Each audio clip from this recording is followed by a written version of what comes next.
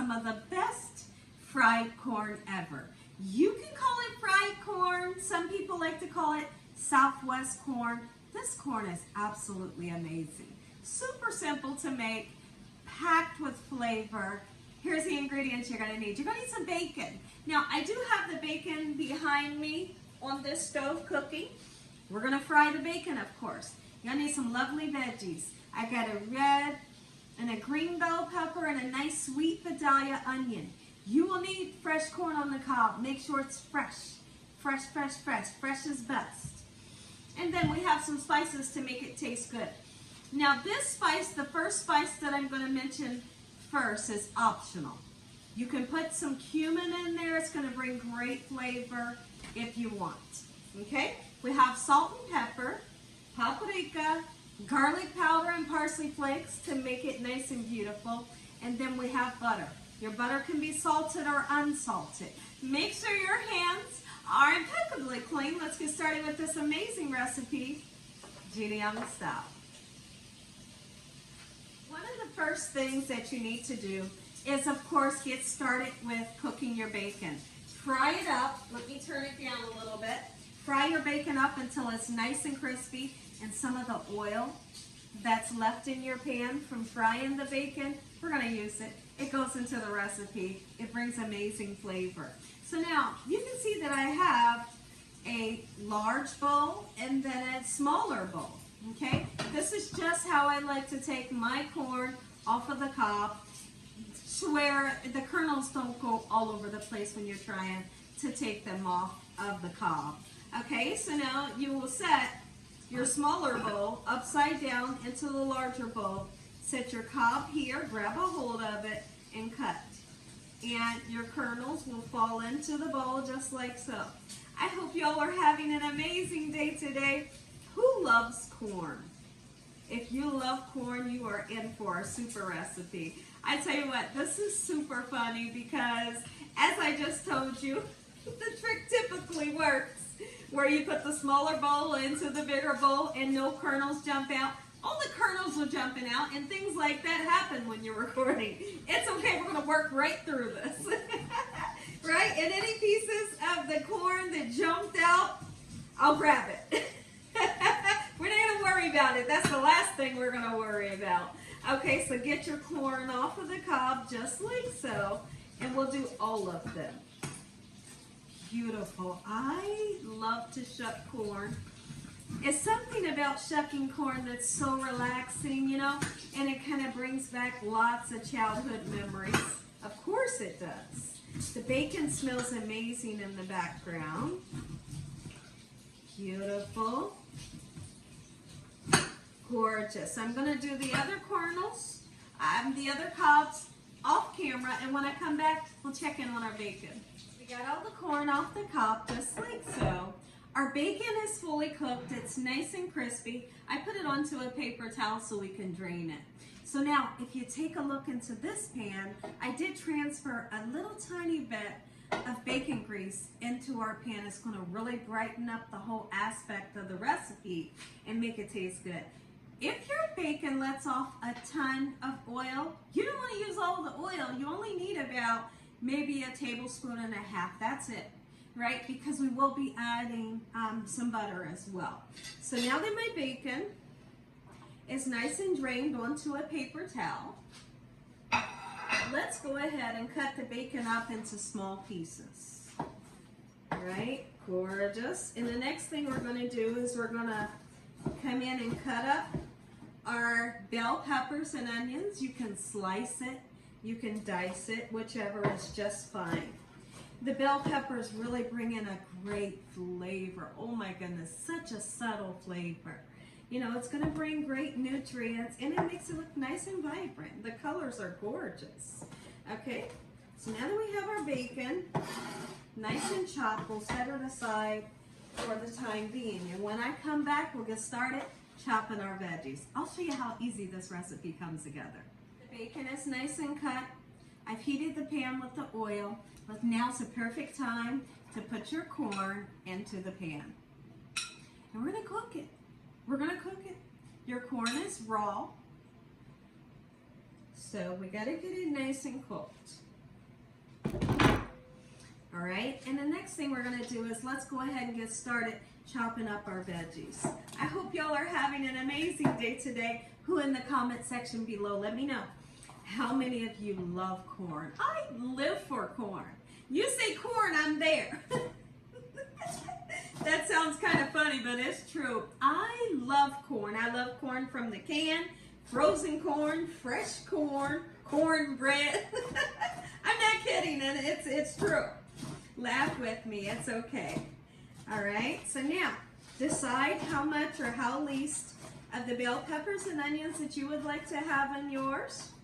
I don't want to overwhelm it. I don't want to overwhelm the dish with too many bell peppers and onions, okay?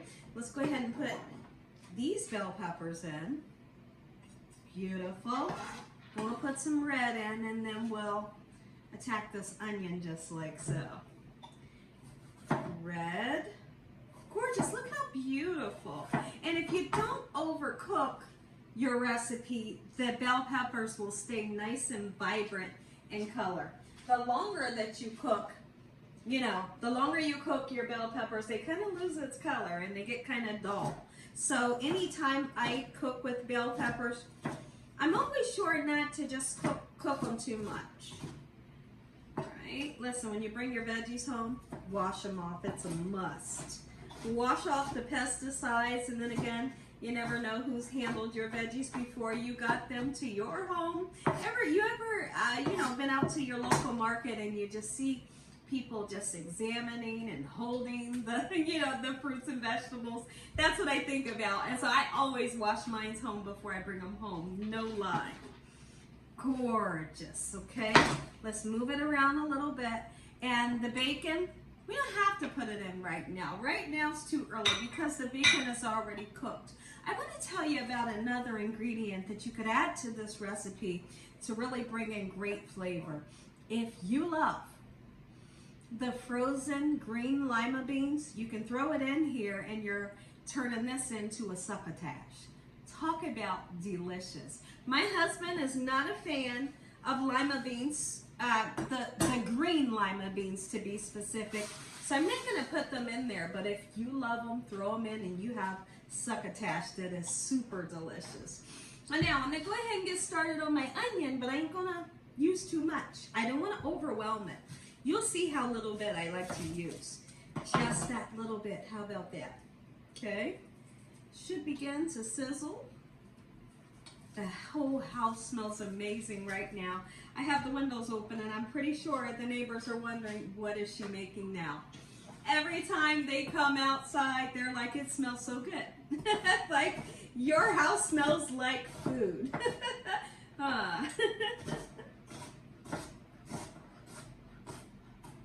There we go. Nice, beautiful, sweet onion.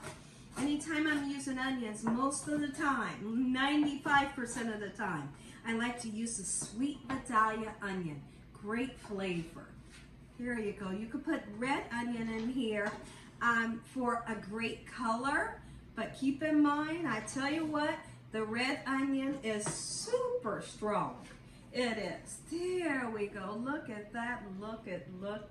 When I come back, we'll check in on this and I'll show you what we're going to do next, just like so. So now that our veggies are beginning to get soft, it's the perfect time to put in your seasoning. I always like to add in some dried parsley flakes because it brings great color to everything. There we go. And we're going to put in some garlic powder, a nice amount of it on purpose. Ooh, you can put some onion powder in there as well, even though you're using fresh onion. It's fine. A little tiny bit of paprika, it's not smoked. If you want, I'm just going to reiterate this because I said it earlier.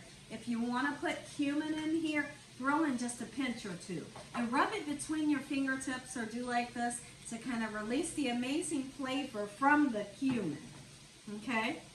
There we go with some salt. If you can't use it, leave it out. Black pepper. I know, I really wish you could smell. I really wish you could smell it right now. Oh, are you kidding me? Look at this. Let's go ahead and add our bacon. I usually like to wait until the veggies are, maybe 90% of the way cooked. And then you can reiterate your bacon. Look at this, guys. Oh, who wouldn't love this? And we're not done. We're not done. We're going to let it cook for a little bit, and then we'll add about 2 tablespoons of your butter. You can use a sweet cream butter, salted, unsalted, whatever kind of butter you like, you can use it. Okay? So let this cook for a minute, and I'll come back. We'll fold in some butter in our recipe. Almost done. If you let the corn set in the pan without you bothering it, without you going in with your spatula or your spoon, your corn will actually get some nice charred pieces to it, which is so beautiful. I don't know if y'all have ever tasted corn cooked on the grill, but you get that flavor.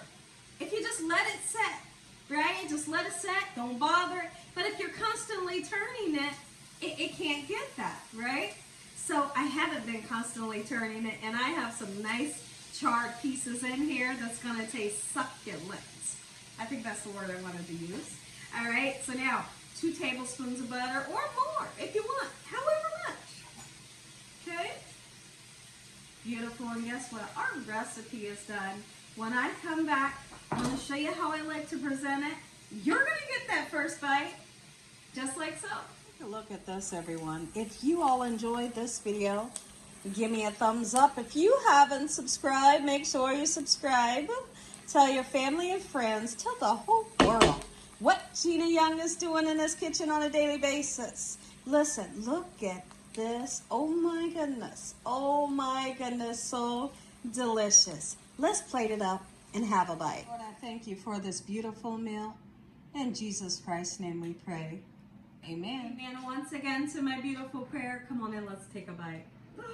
Who wants some? Oh, this is a treat. This is a treat. Come on in, take a bite. Let me know what you think.